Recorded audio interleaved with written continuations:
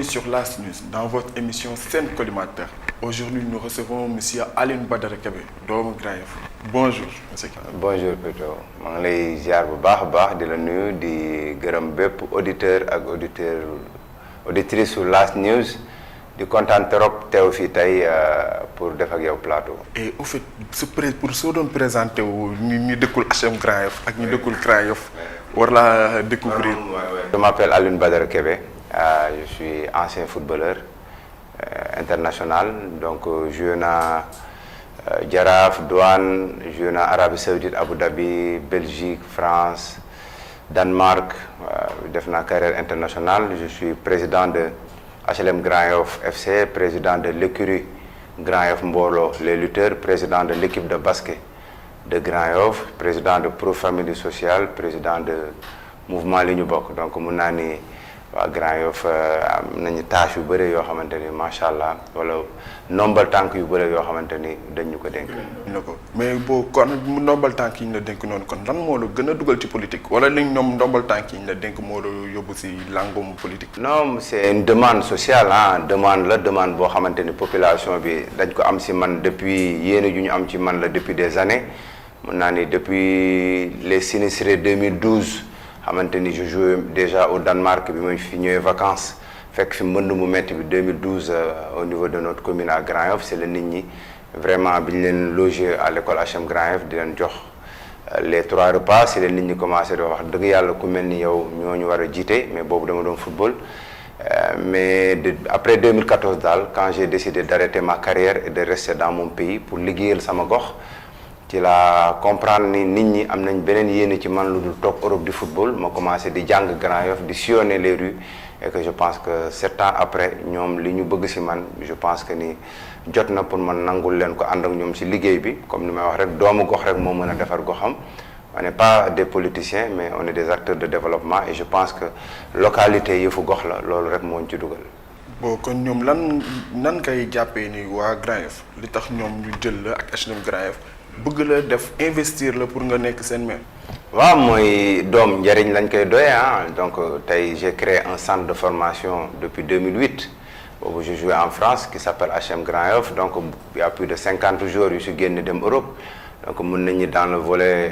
le domaine de l'éducation ñu ngi si, dans le domaine social, dans le domaine santé, dans le domaine de la réinsertion. Mun naa ni côté bu nekk dañ ci bay suñu waar ci population bi te amul benn ndombal tànk bu ñu dénk. C'est la nit ñi wax ki nga xamante ni day jël alalam ak dooleem ak personam di ko def ci population bi boo ko doolee mu gën a def. Donc avec nos relations avec des partenaires ak acte 3 bi nga xamante ni ça permet au maire de pouvoir aller chercher des partenaires et des investisseurs. Donc loolu moo tax nit ñi am si ñun yaakaar ñu bëgg ko ànd ak ñoom ñëpp pour xool naka la ñuy développer commune bi. Mais sa ambition ci mairie donc ko def mu nekk ambition personnelle wala dafa am yeneen mouvement wala yeneen ñoo xamante ne dañoo ñëw ànd topp sa ginnaaw pour dooleel la. Oui du man kese, parce que tey jii soo xoolee benn nit rek mënul defar. Soo xoolee le cas de mën nga jël exemple Rwanda. Génocide lañ xam mais du Kagame rek moo ko defar. Soo xoolee tey Afrique du Sud 27 ans de prison la Nelson Mandela tëdd génn defar dëkkam. Man je pense que tey jii y a beaucoup de mouvements et beaucoup de partis politiques qui sont avec nous. On est dans la coalition. mën nga ñu si limal benn wala. Oui, la coalition Gëm Sa Bopp de Bougane Gueye Dany qui est mon frère,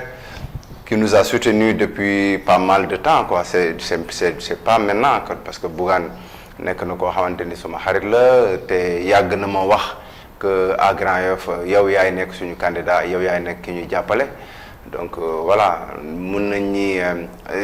liggéey la bu yàgg. Mairie kenn du ko préparer ci ay weer quoi. Il faut le préparer pendant des années, et je pense que nit ñi xam nañ li gën ci ñoom moo tax ñu choisir ñu pour incha allah ñu mun leen représenter pour développer la commune. yàlla bu seen yaakaar boobu tas. mais lan la maire Grand Yoff actuel maire si yan pàcc la lajjee si sa avis ba ñu war ko fi mën a jëlee teg la fa yow. waaw mun naa ni si domaine yëpp, parce que soo jëlee domaine sport bi nga xamante ni moom laa yëngatu. On est une commune qui regroupe plus de 500 000 habitants, commune boo xam 8 km² la, on n'a même pas de stade. donc mun naa ni les clubs ne reçoivent même pas de subvention, même les ASC ne reçoivent pas leur subvention sportive. Man am naa club boo xam mi ngi en national, donc tey di compétir di dem di voyager di jouer fu nekk, donc la mairie ne te subventionne même pas. soo xoolee tey dans le domaine de l'éducation njàngu xale yi mën nañ ñi man les écoles HLM Grand Yoff Scat Urbam bi école publique yi sax les bancs écologistes yooyu nga fay gis tout ça man maa koy defar. mën nañu école HLM Grand Yoff même maa mujj déminer xeer yi nekk ci biir, j'avais mis 7 millions il y a 2 ans pour enlever les cailloux. mën naa ni tey soo jëlee la réinsertion sociale xale yi ku nit ab réew mënoo ko defar te defaroo jikko yi, foog ñu boole ci jeunesse bi amuñu liggéey amuñu formation. Grand Yoff ngay gis ku am 35 ans musul am kayitu juddu. Grand Yoff ngay gis tout ce qui est banditisme. Pourquoi? Parce que amuñu formation, wutaluñ leen liggéey. Il faut qu'on puisse insérer des formations gratuites, des écoles de formation à Grand Yoff avec des partenaires, avec des investisseurs. soo xoolee tey jii xale yi foo dem ñi ngi taxawaalu ba fajar parce que amuñu liggéey, ñooñu da nga leen di former soog leen wutal liggéey. soo xoolee tey jii nga ni domaine santé hôpital Samy bi boo fa demee consultation léegi urgence 5000 francs ngay fay, du ñëpp ñoo am 5000. il faudra qu'on puisse alléger ça pour pouvoir xool ñun au niveau de la mairie naka la ñuy def ba am ay ressources yoo xamante ni dañ koy am x y les partenaires pour pouvoir développer ça. donc yooyu ñun ñi fi dëkk tey jii fii ñu nekk tey Scat Urbam la tey soo xoolee mënuloom teg sa loxo en 7 ans lan moo fi développé, parce que mun nañu on a un budget des milliards la. soo xoolee 7 ans yi c'est beaucoup d'argent. donc Grand Yoff war na mën a dépasser fii. on a des marchés, on a des stations d'essence, on a AIBD, on a tellement de ressources et on a la jeunesse, parce que tey plus de 500-600 000 habitants commune bu ko am wax dëgg yàlla war nga mën a tem raw say morom quoi. mais tey communes yu ñu wër yëpp boo demee Yoff boo demee Parcelles foo ci dem am nañu stade tey Brésil Portugal moo ko colonisé, mais Brésil moo gën a siiw sportivement. Pourquoi? Parce que Coupe du Monde, parce que voilà. donc ñun tey booy dem Barcelone wala Real Madrid boo leen xamee football moo tax. donc le sport doit fédérer. Il y a beaucoup de domaines qu'on doit développer à Grand Yoff. maa doo ñëw jël suñu boy yëpp def leen ay joueurs.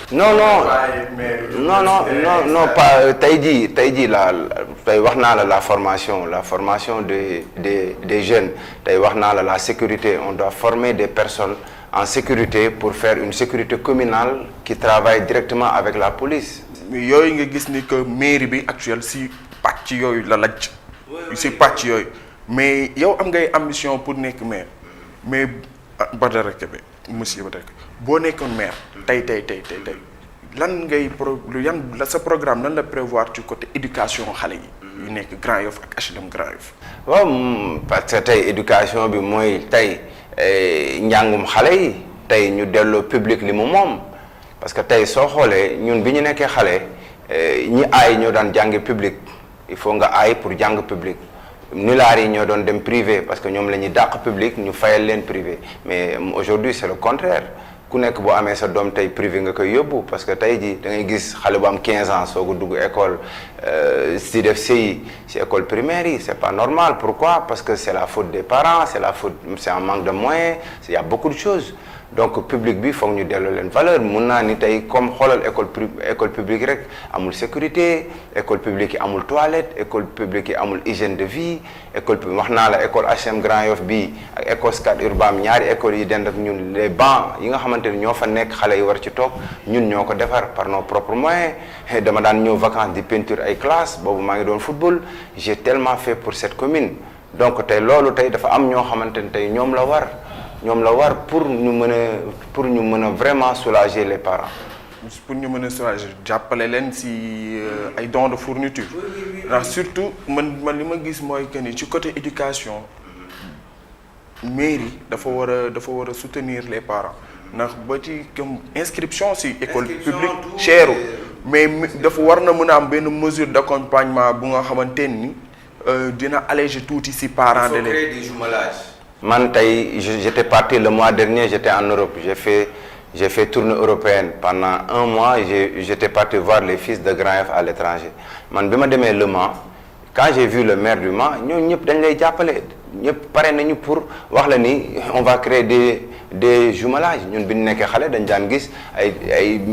un maire de Marseille ou jumelle avec un maire d'une village ou autre. Mais légui am bëreetul. Da ngay gis sax ñoo xamanteni tay dañuy may en Europe des lits médicaux tout ce qui est tout ñu indi ko fi mais gars yi diko jaay waaw da ngay romb fi gis ay lalu hôpital wala affaire yi nit ñi diko jaay mais Europe kenn jaayu ko dañ koy maye on le met sur des conteneurs 40 pieds valeur de 200 000 euros 300 000 euros ni leen di yóbbu leen Afrique gars yi indi ko fii di ko jaay c'est pas normal gox daal boo fa dëkkee ku si nekk da ngay indi sa compétence pour ñu xool ensemble nan la ñuy développer gox bi gox du ay politiciens ñoo koy développer gox ay acteurs de développement ay fils ñoo koy développer su doon politique rek la wala politiciens yi mais Sénégal weesu na fii ñoom dañuy dugg ci parti yi dugg ci liste yi ñoom loolu rek la ñuy xante xooluñu la compétence des personnes compétentes tey jii Scat Urbam am na ay doom yoo xamante ni tey lu fi xew ñoom ñoo koy defar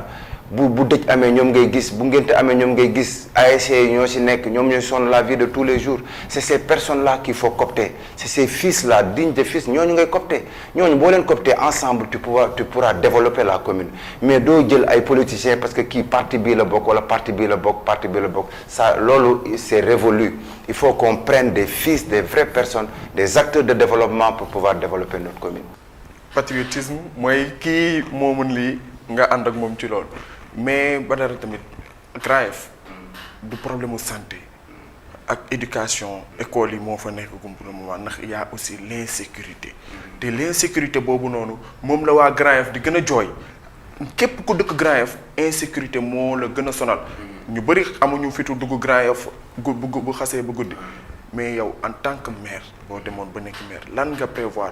pour régler une bonne fois pour toutes le problème de l'insécurité à Grand Yoff. Parce que tey soo xoolee man mun naa ne depuis des années maa ngi si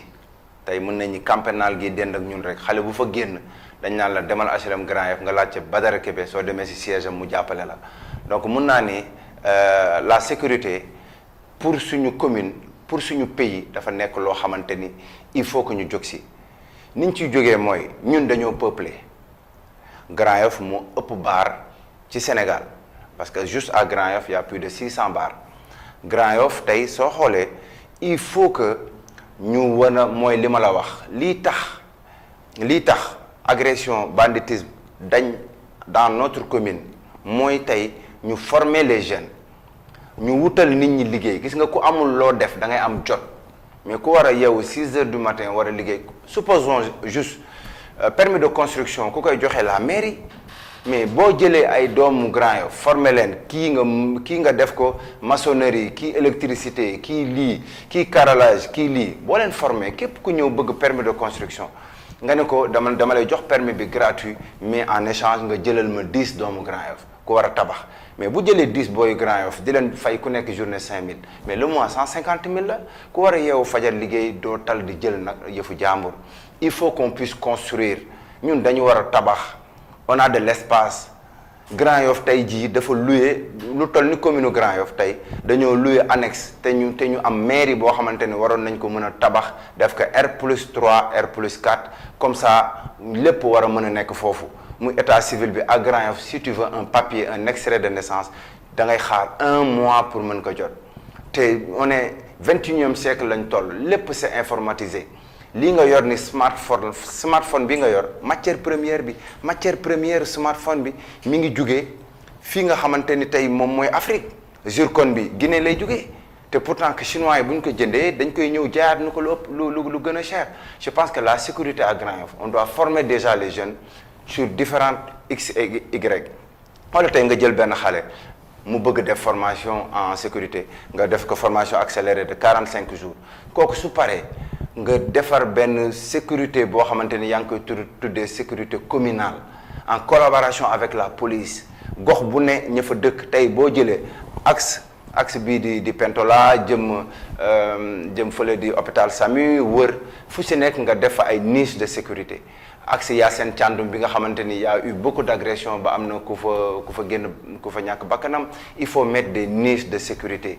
il faut gis nga di dëkk da nga koy xam pour mën ko liggéey man mun naa ni Grand Yoff bu mag amul benn gox bu ma xamul. J'ai pris 7 ans de ma vie et je pense que loolu moo tax la population porté sama personne pour ma nekk seen candidat parce que xam nañ ni dinaa leen dimbali sama bopp pour jël suñu doom yi ñu war a mën a am ay formation ñu war a mën a am ay liggéey ba nga xamante ni taxawaalu bi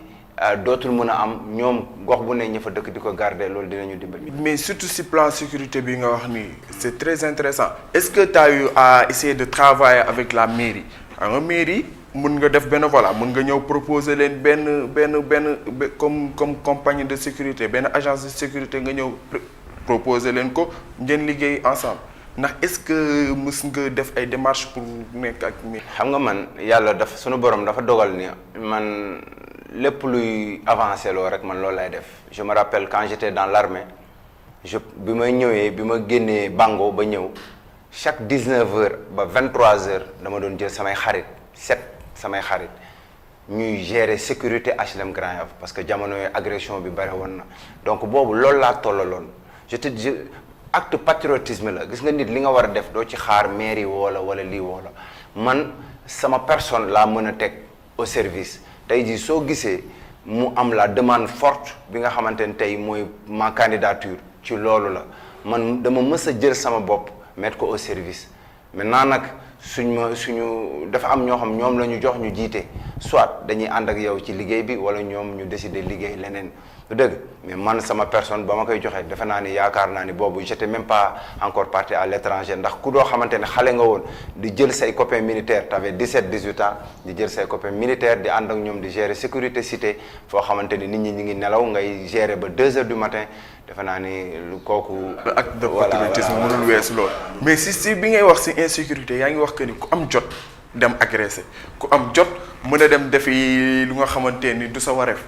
mais kon emploi du jeune foofu day taxaw emploi du jeune. nga Grand Yoff dafa bëri chômage kon lan nga nar a prévoir en tant que maire pour régler le problème du chômage ku nekk am na compétence. mais si côté emploi boo koy waxee nga joxe une excellente idée. lu nga xamante ni gëm naa ni boo ko commencé doon dérouler dina am naa si yaqin man que mën na am benn résultat bu nga xamante ni Grand Yoff yëpp na ci ànd mais est-ce que nu Grand Yoff dañu xiif. Grand Yoff dañu xiif le Sénégal moo xiif. Sénégal xiif na weesu mais rawatina Grand Yoff. waaw xam nga lu tax. oui c'est comme ni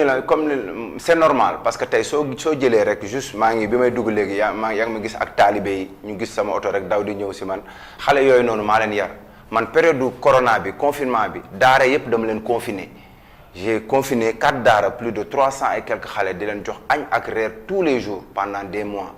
te pourtant di leen toggal di leen ko yóbbul te loolu am na ñoo xamante ni ñoom la waroon ñoom lañ dénk nombal tànk pour ñu def ko famille yi nga leen di jox ba ci les familles Pël Fouta les ressortissants guinéens qui sont ici dans notre pays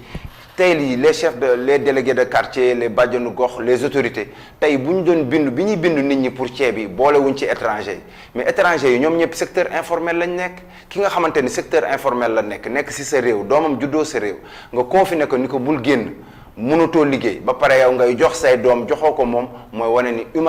humanisme amul foofu te ñun suñu doom yi nekk à l'étranger lépp lu ñu joxe foofu dañ leen war a jox tey Grand Yoff dafa xiif parce que Grand Yoff est délaissé parce que Grand Yoff ñun électorat rek lañ ñu doyee bu ñu soxlaa ñëw ñu voteel leen bu ñu paree dem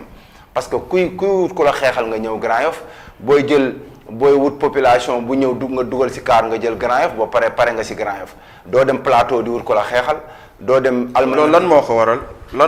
ba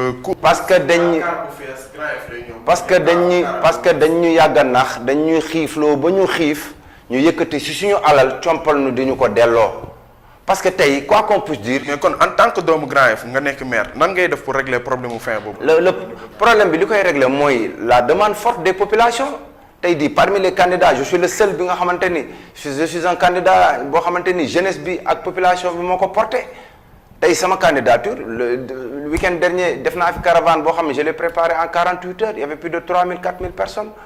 te kenn du fay kenn te nit ñi ñooy daw di ñëw pourquoi parce que xam nañ li gën ci ñoom parce que tey jii ces populations ces politiciens là fu ñu demul gis tey un Massamba wala un Demba wala ñëw gis la yow tey jox la moo ni la fexeel ba sa communauté voteel ma ñoom loolu rek la ñu mën a def mënuñu porte à porte bu ñu porte à porte foog ñu ànd ak waa koñ bi parce que kenn xamu leen les gens ne les connaissent pas de nom lañ leen xam la plupart kenn xamu leen te je pense que ni ak gox bu ne ña fa dëkk ñoo ko war a defar du yëfu parti politique yi ñu ngi reyante gis na ni bi Macky Sall waxee diw la teg mais ñu bari ànduñu si te ñoom ñoo bokk benn parti parce que seeni ego ak seeni tiraillement personnel moom moo leen yóbbee loolu soo xoolee ba ci le maire sortant kawam tamit noonu la demee du dëgg donc gis nga nit tey ñun ñëpp comprendre nañu la jeunesse tey soo xoolee jeunesse bi comprendre na la jeunesse a compris pourquoi nga gis engouement bi pourquoi nga gis ñëpp daw di bindu pourquoi nga gis ñëpp daw di def carte d'identité ñun bi ñu nekkee xale suñu yaay yi rek ñoo daan voté suñu papa yi sax rarement la ñuy voté jigéen ñi ñoo daan voté mais tey la jeunesse xale yi tey jël nañu seen avenir en main parce que tey comme ni nga ko waxee Grand Yoff dafa xiif parce que Grand Yoff dañ ñoo xiifal Grand Yoff dañ ñoo délaissé Grand Yoff on ne nous respecte pas keroog da ngay dugg xaar yàlla di porte à porte imaginez gox bu toll ni xaar yàlla bureau de vote plus de 15 000 16 000 votants ak xaar yàlla amuñu député xaar yàlla amul ministre xaar yàlla amul sax benn seen doom boo xamante ni teg nañ ko ci kaw donc day wane ni ñoom les autorités ñoom dañ ñu soxla rek pour électorat bu ñu paree su ñun pare nañ ci. ñi nekk tamit ci mairie wala ñu am te ni ñu ngi subvenir à leurs besoins liggéeyuñu dara yàlla jaamuñu ko yàlla benn jaamu yàlla bu tax lool kon mairie njiit bu nekk war na bàyyi xel si ñu koy jiite. war na bàyyi xel si ñi mu jiite. mais problème Grand Yoff fi mu koy tëjee mooy ci ndox Grand Yoff dañu am problème mu ndox.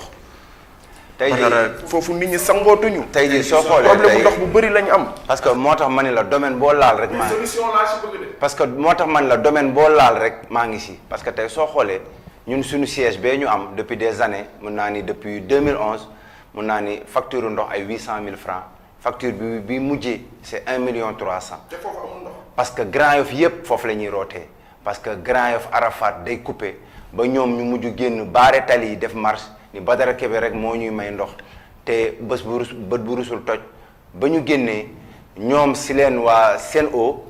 jox ñu seeni numéro ni leen saa yu ndox coupé te woo leen ñu indi leen citerne regarde pas plus tard que hier ndox dafa coupé woon fépp ba ñun même au niveau des HLM Grand Yoff ay citerne ñoo fa mujj ñëw pour may nit ñi ndox loolu manque ñàkkum ndox état la mairie. citerne yi kan moo leen woo mairie. non citerne yi parce que amuñu woon ndox. mais Grand Yoff foofu noonu ci mairie bi ñoom ay robinet na fay def ci mbedd. non le problème. waaw juróom. waaw le problème mooy ñàkkum ndox mi loolu dafa nekk loo xamante ni déggoo li ma la wax quartier populaire yi ñoo sonn tey jii Almadies du ñu yëg ñàkk ndox plateau ville ñoom fi ñu dëkk mënuñu yëg ñàkk ndox mënuñu yëg courant pourquoi ñoom ñëpp dañuy am ay citerne te coupure yi sax duñ ko xam. ñun ñi baadoole yi ñun ñooy yëg loolu te déggoo li ma la wax ñun ñooy électorat bi ñun ñooy fal carte d'identité mooy fal ñoom doyewuñu lu dul dugal ñu ci ay car yóbbu ñu ay manifestation xiifal ñu ba ñu xiif ñëw sànn ñu dara période élection ñu ñëw dugg si suñu ay biir diviser ñu jël suñu ay doom jox leen ay armes jël suñu ay doom utiliser leen pour la violence et que tey élection locale dafa nekk élection bu am solo waruñu jël doom yi di leen xeexee parce que élection locale moo gën a dangereux présidentielle parce que présidentielle y a 5 candidats local da ngay dend ak sa dëkkandoo mu far fii nga far fii ñooñu tey boo leen dégloo ñoom les politiques dañ ñuy xeexloo parce que Sénégal dem na ba léegi ñun ay nervi lañ xam ay gros bras lañ xam dem na ba léegi lañ xam violence gaañante képp kuy candidat on te dit fais attention bu ñu demee ba candidat yi on te dit fais attention y a un problème parce que local yëfu gox la mais dem na ba léegi tey ku si nekk da ngay wut ay ñoo xamante ni dañuy armé jusqu'aux dents pour te dire que bu ñu la reyee yow yaay perte donc yow kon mën nga rey nit mais bu ñu la reyee yow yaay perte te bu ñu reyee képp ku ñu rey à Grand Yoff doomu Grand Yoff la ñuy rey donc ñoom ñi nga xamante ni ñooy jël nervi yi di jël gros bras yi war nañu xalaat ni lépp lu am si seen doom lay dellu gis nga le Sénégal ñun ñoo ko moom il faut que nos dirigeants politiques là ñu comprendre que ni Sénégal benn bopp la kenn mënu ko xar ñaar donc il faut que ñoom ñu xam ni ku ñu gaañ seen doom lañ gaañ ku ñu rey seen doom la ñu rey et que ñoom tey dañuy jël xale yi ñu ngi taxawaalu nekk ci 15 gi nekk ci mand bi amuñu liggéey nga fay leen xaalis jox leen ni arme jox leen oto ñu tox naan tàggoog seen sago juste pour ñëw xeexal la yow doyoo leen yow sa doom bi nga jur doo ko proposer loolu mais doomu jàmbur ngay dem di proposer loolu man ça je suis contre parce que man ñëpp dañ ma bàyyi ak jeunesse bi xale yi nekk suufu pont bi depuis des années maa leen génne foofu mun naa ni banditisme agression à Grand Yoff def naa ci lu bare ba je les ai créé même une association des repentis boo xamante ne y a plus de 300 et quelques membres donc tey là on m'a laissé avec la jeunesse te ñoom li ma leen di wax chaque jour mooy xeexloowuma kenn joxuma kenn arme li ma bëgg mooy ngeen xam ne ay citoyen d'honneur ngeen ay citoyen ngeen bu leen kenn xeexloo bu leen kenn jël jox leen moo ni mais malheureusement y a des jeunes yoo xamante ni ils vont accepter ça parce que dañuy toog soo ba ngoon du ñu am dara ki toog soo ba ngoon du am dara nga ñëw yëkkati benn 10 000 francs par jour jox ko muy 100 000 francs tous les 10 jours muy 300 000 francs le mois bu yollee ko di dem doo ko yëg te boo ko meree da nga koy mere ci loo xamante ni xiif dafa metti kenn bëggul xiif loolu moo tax yàlla wàcce koor. li ngay wax nii ça se voit que ci biir xol bi la ko tibbee xiif dafa metti xiif dafa metti trop mais dañuy jeexalee émission bi fi nga xamante ne mooy sa pacte xam naa ni foofu nga nar a gën a nekkee à l'aise sax pour wax ci mu si wàllum sport mais Grand Yoff est-ce que am na stade. mais Grand Yoff amul stade ñu ngi fiy defar benn tribune boo xamante ne wax dëgg yàlla quand j'ai vu ça je me suis dit mais ñi est-ce que on est au 21e siècle en fait tribune boo xamante ni mën naa ni dafa tuuti benn ñaar tey bu amoon manifestation wala am xëccoo rek xale bu ci daanu rek da nga ñàkk sa bakkan parce que dafa nekk en hauteur ñun dépassé nañ foofu maintenant nit ñi supporters yi dañuy jege pelouse bi moo ëpp sécurité te moo gën a rafet mais tey je me dis que même ce qui concerne la pelouse ba léegi ñun mënaguñu am pelouse boo demee parcelle gii teg nañ seen synthétique nga dem Yoff gii ñii nga xamante ni ñoo mujjee juddu Grand Yoff ñoom ñëpp teg nañ seeni synthétique moo tax le sport à Grand Yoff développé wul pourquoi Grand Yoff mooy commune boo xamante ni sport bi amuñu benn club d'élite jigéen ñi ñoo am ay sirène ay amazone yoo xamante ni dañuy jouer ay première division féminine te ñooñu ñooy demal seen bopp ils sont même pas subventionnés maanaam ñooñu tey jii doole luñu leen too xoolee mairie deful dara ci sport Grand Yoff. man j'ai un club mon club s'appelle HLM Grand Yoff HLM Grand Yoff football club national lay jouer moo raw ci club yi à part Oslo bi nga xamante ni sama copain moo ko. et maire bi mos na accompagner seen. la dernière finale coupe nationale ñun ñoo ko jël coupe bu Ousmane Tanor Dieng ñu ngi ko jëlee Mbour Saly seen maire 10 millions la leen jox wala 15 millions ñun maire yi Grand Yoff 0 franc la ñu accompagner ñoo def suñu ay dépenses ñoo footballé suñu bopp ñoo ko def là où je te parle on joue le championnat Sénégal maire yi yëpp dañuy subventionné seen commune seen équipe ba mu des ñun. doguma la mais équipe bi nekk Grand Yoff dañu leen recevoir ay match. ñun dañuy recevoir. foo leen koy footballé. ñun dañuy dem Pikine la ñuy recevoir dañuy fay stade di fay service d'ordre dañuy dem Pikine dañuy dem Guédiawaye dañuy dem Parcelles fi mu ne nii dañuy war a sax recevoir ASFA gi ñu jege nii am na pelouse ñun Grand Yoff amuñu pelouse amuñu terrain amuñu stade ñun ñooy commune boo xamante ni boo jëlee suñu mbër yi je suis le président de l'écurie bi ma yoree écurie bi ba léegi du dërëm bu jugee ci nos autorités ñëw ci man du commune bi lépp samay dépense la bi ma ñëwee ci keesu écurie bi 400000 laa fa fekk laalu ma ko dama leen bàyyi ak seen 400000 liggéey ak suma xaalis boo jëlee équipe bu basket à Grand Yoff bi nekk 2e division suma xaalis laa si def commune bi defalu leen dara boo jëlee la culture à Grand Yoff Oscar des vacanciers yeeg artistes yeeg ñépp sama siège la ñuy regroupé woo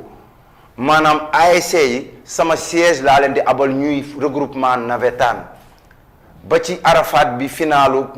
seen début navétane ba seen final noonu laay demee ak ñoom ASC yépp de la commune dama leen di jox matériel d'équipement di leen accompagner financièrement depuis des années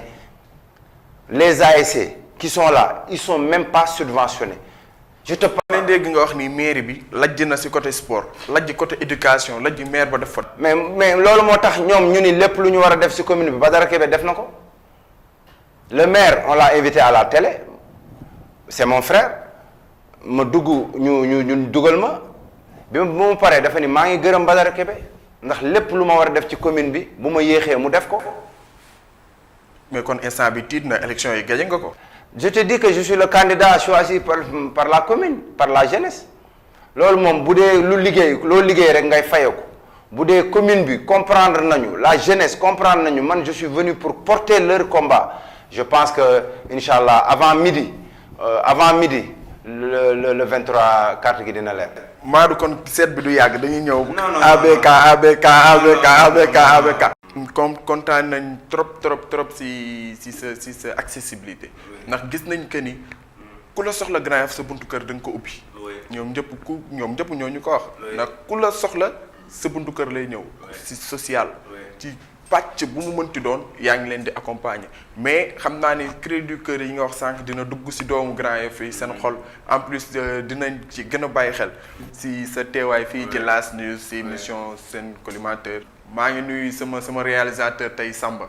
nga moom nag vrai Baye Fall la moom gars yi xam nañ ko bu baax a baax mooy borom rang muy defe sa moom sama waay la yàlla sàmm ko kontaan naa trop sama Serigne Cheikhul Khadim Mbacke maa ngi koy ziar kon sama mbokk téléspectateurs yi gars yi bëggee Papito l'animateur du peuple ñu def noonu ba semaine prochaine ak beneen invité de Sen Collimateur.